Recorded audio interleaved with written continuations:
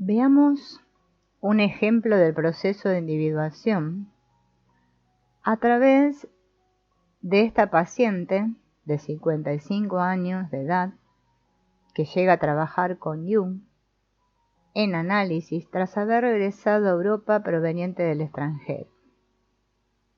Ella es una hija de papá, muy culta y con una excelente educación.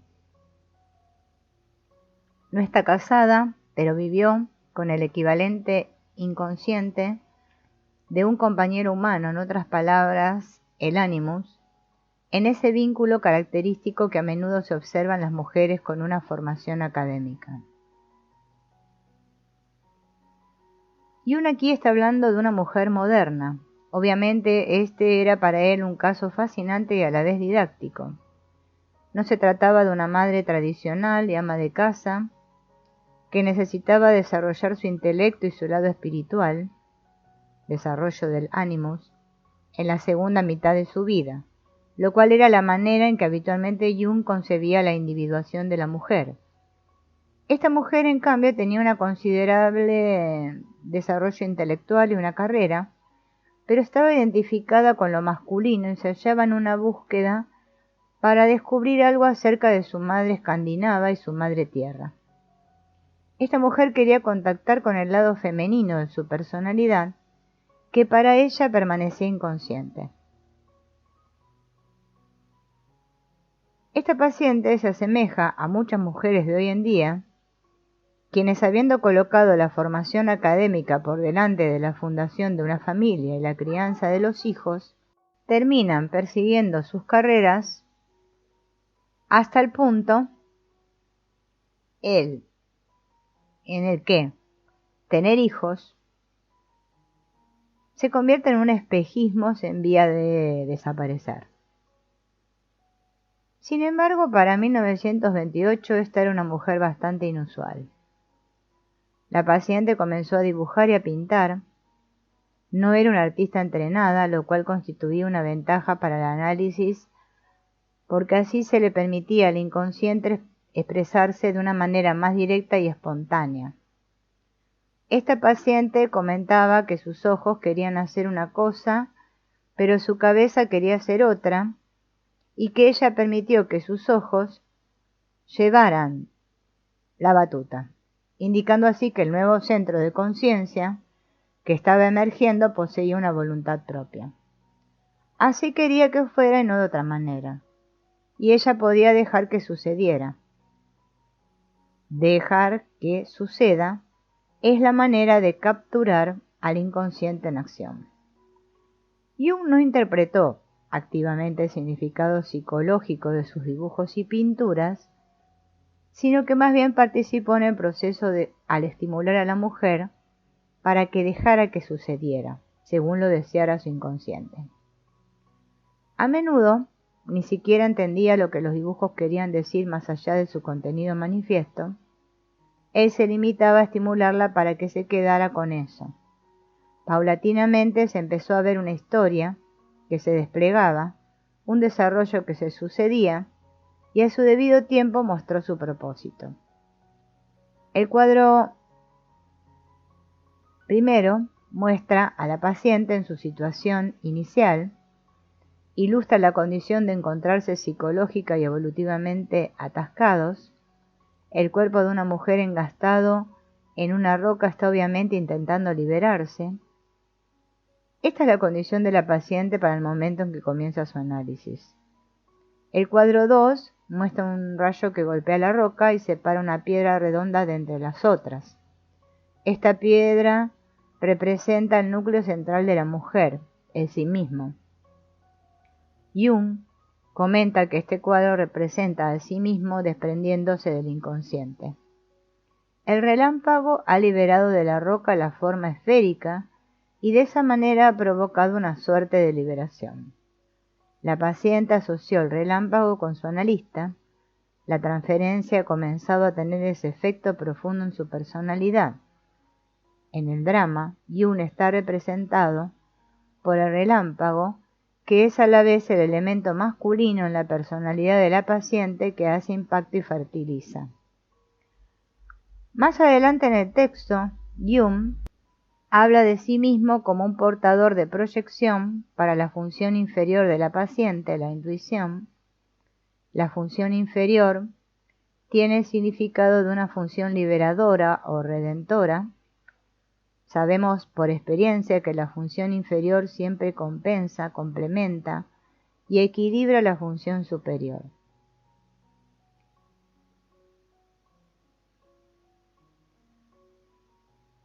Como portador de las proyecciones de la paciente, las palabras y la presencia de Jung se vuelven compensatorias de su conciencia a la vez que aparecen muy exageradas en su poder y eficacia.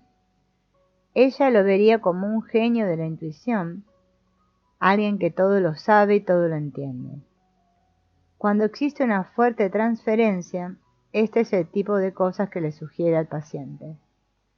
Fue entonces la intuición de Jung la que tuvo el impacto de un relámpago sobre la paciente y provocó un efecto tan profundo, debido a que esa es también la función inferior de la paciente. Entra inesperadamente en la conciencia como un relámpago y ocasionalmente con consecuencias devastadoras. Empuja al yo de un lado y abre espacio para un factor supraordinado, la totalidad del individuo. Ese cuadro representa entonces al yo, que está siendo apartado, y a sí mismo haciendo su aparición. La roca que se desprende no representa al yo de esa mujer, sino más bien a su sí mismo. El relámpago libera el potencial para la totalidad que hasta ese momento había permanecido encerrado en el inconsciente. Este sí mismo siempre estuvo presente pero dormido. El considerable desarrollo del yo de esta mujer había dejado atrás el sí mismo y ella se había quedado atascada en las adaptaciones de la persona y en una identificación con el complejo del padre y con el ánimos, las rocas de su cuadro. Era necesario que se liberara de esas identificaciones. La posibilidad de contactar y de estar más conectados con el sí mismo, el meollo del proceso de individuación, debe ser liberada del inconsciente, y en este caso esto sucede por la acción del relámpago terapéutico. Con razón, Jung dijo que la transferencia es crucial para el buen resultado de la terapia. Antes de comenzar sus comentarios sobre el tercer cuadro, que es decisivo en la serie, Jung dice al pasar que el tercer cuadro aporta un motivo que apunta sin lugar a dudas hacia la alquimia, y de hecho,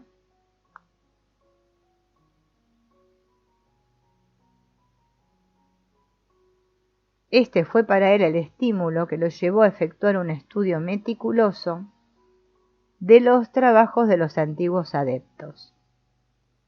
Esta es una declaración extraordinaria vista a la luz del hecho de que Jung pasara buena parte del resto de su vida estudiando alquimia con pasión y en profundidad. El cuadro 3 ilustra el momento de un nacimiento, no de la que sueña, sino de sí mismo. Es la imagen de una oscura esfera azul que flota libremente en el espacio, un planeta en el hacerse. Es esta la aparición de lo que la paciente llamó su verdadera personalidad, y en el momento de pintar ese cuadro sintió que había alcanzado el punto culminante de su vida, un momento de gran liberación. Y uno asocia esto con el nacimiento del sí mismo, e indica que la paciente se encuentra aquí en el punto de realización consciente de sí mismo, cuando la liberación se convierte en un hecho que se integra a la conciencia. En el cuadro 4 hay un cambio significativo en la esfera. Ahora aparece cierta diferenciación. Está dividida en una membrana externa y un núcleo interno. La serpiente que flotaba por encima de la esfera en el cuadro anterior ahora está penetrando en la esfera y la está impregnando. El cuadro 4 tiene que ver con la fecundación y utiliza una imaginería sexual más o menos explícita. La paciente ha dejado de lado su identificación masculina y está abriendo su ser a nuevas posibilidades para la vida. Por la manera en que la paciente Jung interpreta en este cuadro, vemos que posee también un significado impersonal. El yo debe experimentar el soltar para poder expandir el horizonte al incluir aspectos positivos y negativos de la personalidad como un todo, integración de la sombra. La unión de la serpiente y la esfera representa una unión de opuestos psíquicos en la psique de la paciente, y Jung evita las interpretaciones de transferencias concretamente sexual, que podrían hacerse tan fácilmente en este caso, porque éstas conducirían a un reduccionismo sexual e impedirían el avance del proceso de individuación. El sufrimiento que estaba padeciendo la paciente en ese momento era precisamente el de tener que soltar todas esas interpretaciones personales, a saber, su deseo sexual por Jung como hombre, y en cambio darse cuenta de que no se estaba enamorando de su analista, con el cual había logrado tanta intimidad psicológica, sino que había sido activado un nivel arquetípico del proceso de individuación y que éste estaba actuando más allá de la relación personal. Era el sí mismo en acción, emergiendo a través de esta imaginería. La serie de cuadros aborda ahora con mucha más profundidad y detalle el problema de la sombra y de la integración del bien y el mal. En el cuadro 5, el mal es rechazado y la serpiente está colocada fuera de la esfera. El cuadro 6 muestra un intento por reunir los opuestos fuera y dentro, un movimiento hacia la realización consciente. El cuadro 7 indica una cierta depresión y una posterior conciencia como resultado de la misma. El cuadro 8, que es sumamente importante, ilustra un movimiento hacia la tierra, la madre, lo femenino. Para eso regresó esta mujer a Europa. Estaba intentando tomar contacto firme con el lado femenino de su ser. El cuadro 9 muestra nuevamente su lucha por la unión de los opuestos, bien y mal. En el cuadro 10 los opuestos están en equilibrio, pero la imagen del cáncer aparece por primera vez. De hecho, esta mujer murió de cáncer 16 años después. El cuadro 11 sugiere que la importancia creciente del mundo externo estaba comenzando a nublar el valor del mandala. De ahí en adelante, el tema del mandala se repite con muchas variantes. Cada una intenta una ulterior integración y expresión del sí mismo. La serie termina inicialmente en el cuadro 19, pero luego la mujer continúa por 10 años más después de su tratamiento y eventualmente finaliza con el cuadro 24, una hermosa imagen de una flor de loto blanca con un centro amarillo, colocada dentro de un círculo dorado que tiene un neto fondo negro. Una única estrella dorada se apoya sobre la flor de loto. La flor de loto misma reposa sobre un lecho de hojas verdes y debajo de las hojas se encuentran lo que parecen dos serpientes doradas. Es una imagen espléndida del sí mismo, manifiesto y plenamente realizado. Jung opta por no comentar imagen alguna después del cuadro 19, pero los cuadros hablan por sí mismos de una posterior profundización y consolidación de la experiencia del sí mismo en una vivencia desvelada durante un después del período de análisis. La aseveración de Jung, como conclusión de este caso, es que esa mujer se encontraba durante su análisis en las etapas iniciales de un poderoso proceso de individuación. Durante el tiempo en que él la vio en análisis, ella experimentó la inolvidable emergencia de sí mismo a la conciencia, y en las semanas y meses subsiguientes ella lidió con la dificultad de unir los opuestos dentro de su matriz psíquica. Fue capaz de desidentificarse del animus y reunirse con el núcleo femenino de su propio ser. Su yo fue relativizado ante sí mismo y ella pudo tener una vivencia de la psique arquetípica impersonal. Estas son las características clásicas de lo que Jung llamaría el proceso de individuación en la segunda mitad de la vida. La visión del sí mismo que nos presenta Jung es a la vez estructural y dinámica. Cuando uno considera el proceso de individuación, la característica que se presenta en primer plano es su cualidad dinámica. Jung imagina al sí mismo como un acontecer de transformaciones continuas en el transcurso de una vida, con una de las imágenes arquetípicas que aparecen en la secuencia del desarrollo desde el nacimiento hasta la vejez, el niño divino, el héroe, el puer y la puella, el rey y la reina, la anciana y el viejo sabio, que son aspectos o expresiones de este único arquetipo. En el transcurso del desarrollo, el sí mismo hace impacto en la psique y crea cambios en el individuo en todos sus niveles, el físico, el psicológico y el espiritual. El proceso de individuación es impulsado por el sí mismo y llevado a cabo por medio del mecanismo de compensación. Si bien el yo no lo genera ni lo controla, puede sin embargo participar en este proceso al hacer conciencia del sí mismo. Al final de la obra tardía, Aion, Jung presenta un diagrama para ilustrar los movimientos dinámicos de sí mismo. El diagrama, en cierto modo, se parece a un átomo de carbono. Esto representa una fórmula para la transformación en una entidad única, el sí mismo, dentro del contexto de la continuidad de la vida psicológica de un individuo. En este diagrama, Jung está tratando de retratar el movimiento dentro de sí mismo, partiendo del puro potencial hasta llegar a la actualización. El proceso descrito por nuestra fórmula transforma la totalidad, originalmente inconsciente, en una totalidad consciente. Puesto que describe un proceso continuo de transformación de una misma sustancia, se trata de un proceso de transformación y renovación y a la vez un movimiento hacia la conciencia. El movimiento comienza en el cuaternario A, que representa el nivel arquetípico, el extremo del espíritu en el espectro de lo psíquico. Allí se manifiesta como una imagen ideal a medida que circula a través del cuaternario A, del cuaternario B, del cuaternario C y del cuaternario D, y luego regresa al A para repetirse de nuevo.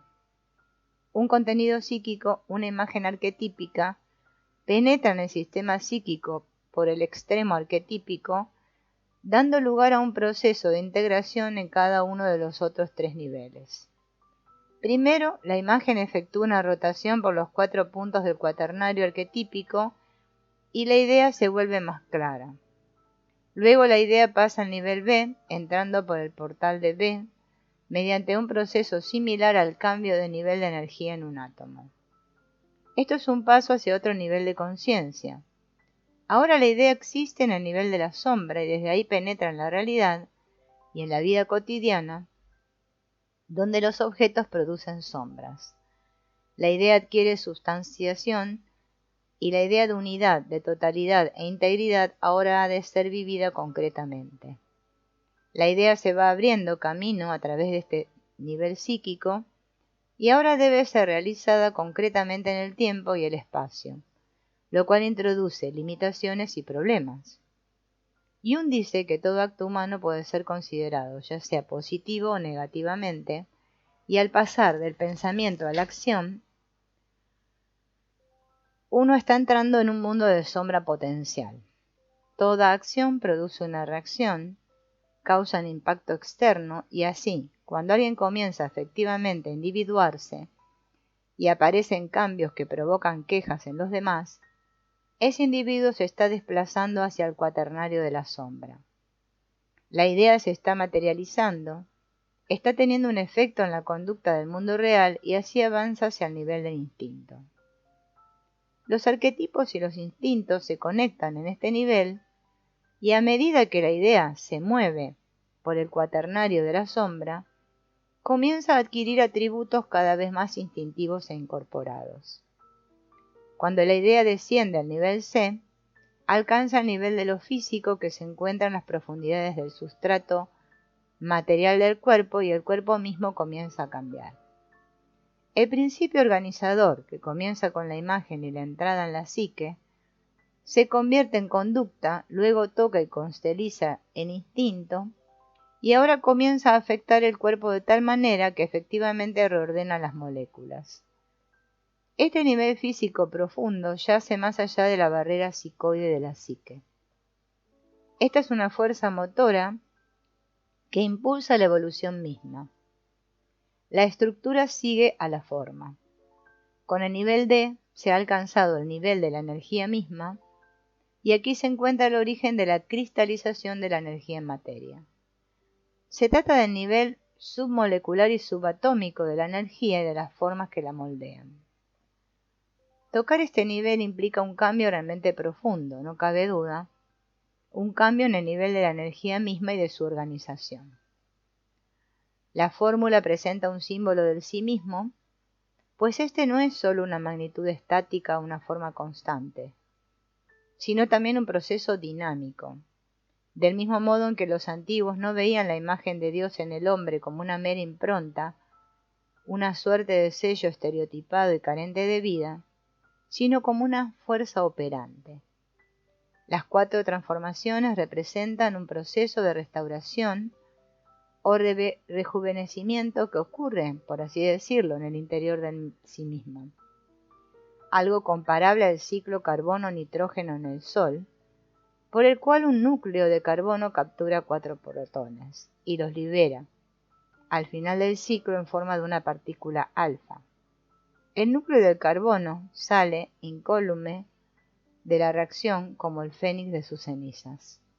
El secreto de la existencia, es decir, de la existencia del átomo y sus componentes, bien puede consistir en un proceso constantemente repetido de rejuvenecimiento, y a semejantes suposiciones se llega cuando se trata de explicar la luminosidad de los arquetipos.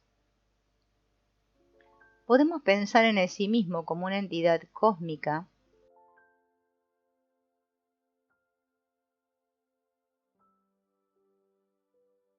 que emerge como en la vida humana y se renueva finitamente durante sus rotaciones a través de la psique.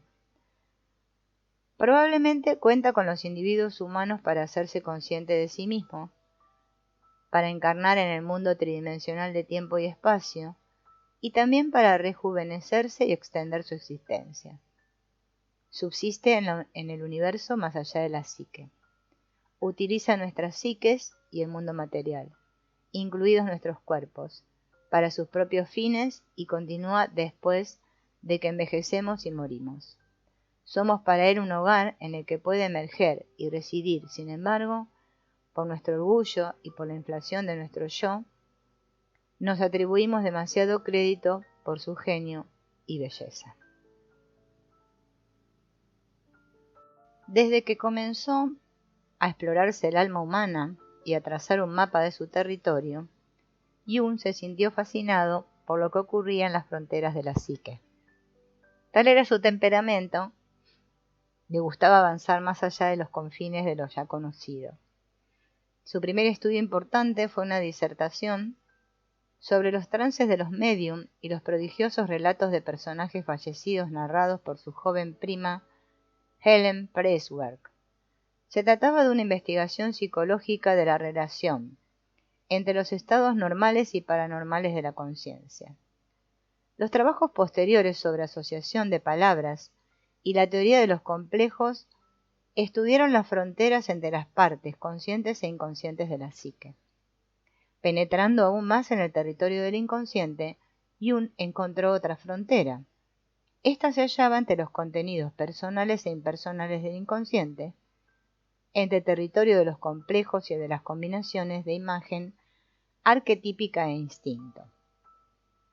En sus ulteriores investigaciones sobre sí mismo, encontró un punto de transgresión en la frontera entre psique y no psique, puesto que el arquetipo per se es psicoide y no pertenece estrictamente al lado interno de los confines de la psique, hace de puente entre el mundo interno y el mundo externo, rompiendo así la dicotomía sujeto-objeto. En última instancia, esta curiosidad por los confines llevó a Jung a elaborar una teoría que intenta articular un sistema particular y unificado que abarca tanto la materia como el espíritu y constituye un puente entre el tiempo y la eternidad. Esta es la teoría de la sincronicidad. Como una extensión de la teoría del sí mismo hacia la cosmología, la sincronicidad habla del orden profundo y oculto y de la unidad de todo aquello que existe. Esta teoría también revela a Jung, el metafísico, una identidad que fue frecuentemente negada por él.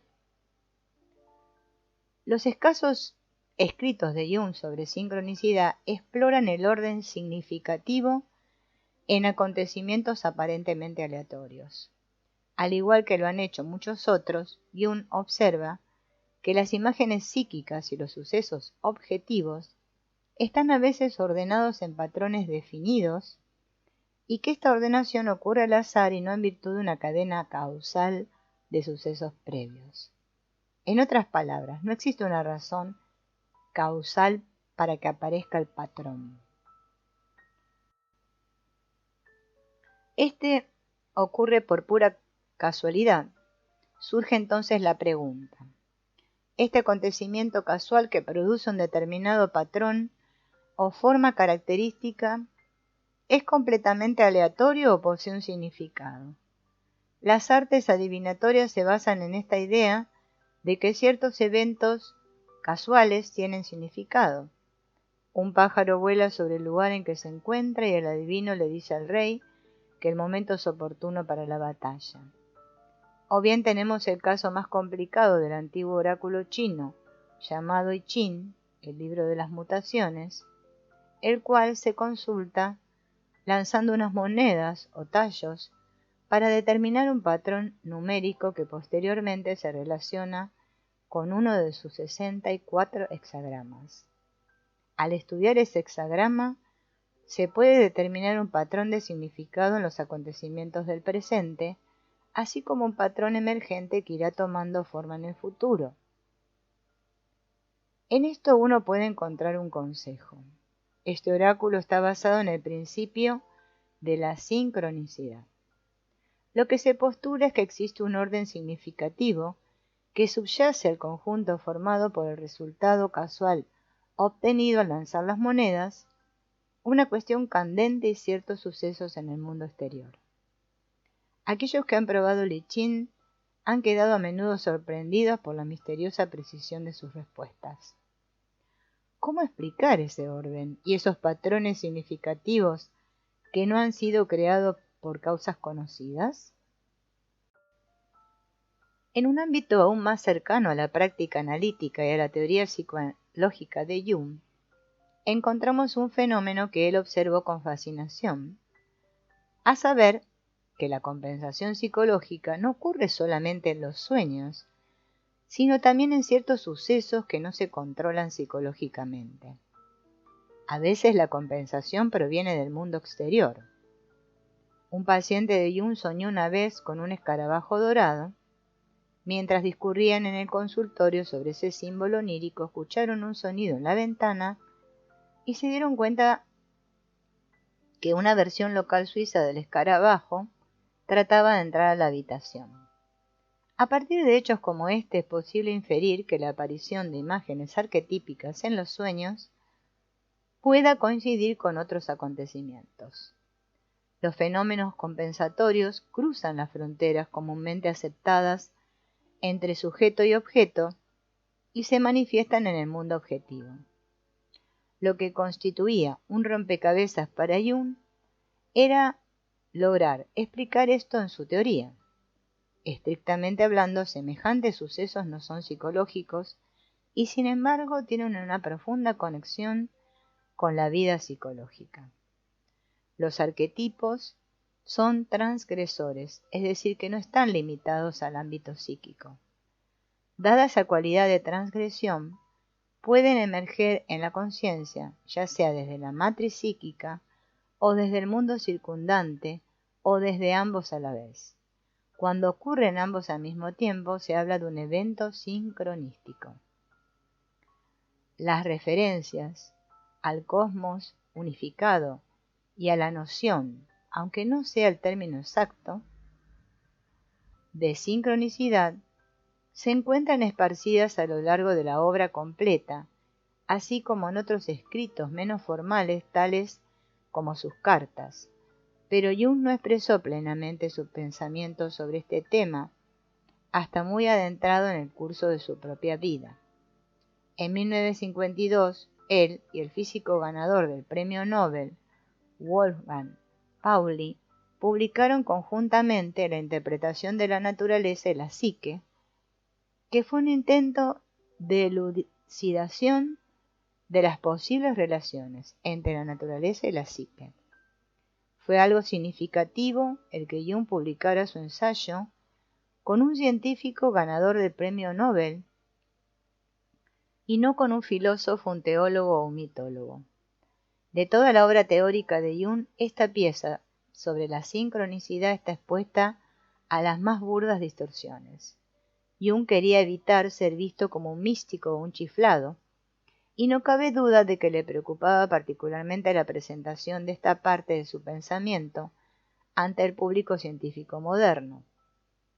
El ensayo de Pauli, la influencia de las ideas arquetípicas en la expresión de las teorías científicas de Kepler, investiga los patrones arquetípicos en el pensamiento científico de Kepler y en cierto sentido prepara el camino para la contribución, algo más audaz de Jung, el ensayo sincronicidad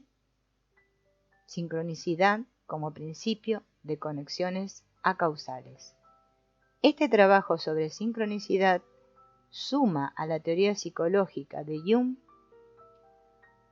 la noción de que existe un alto grado de conexión entre la psique y el mundo, hasta tal punto que las imágenes psíquicas pueden también revelar verdades acerca de la realidad en el espejo reflector de la conciencia humana. La psique no es algo que se despliega solamente en los seres humanos en forma aislada en el cosmos. Existe una dimensión en la cual la psique y el mundo se encuentran en íntima interacción y se reflejan la una al otro. Esa es la tesis de Jung.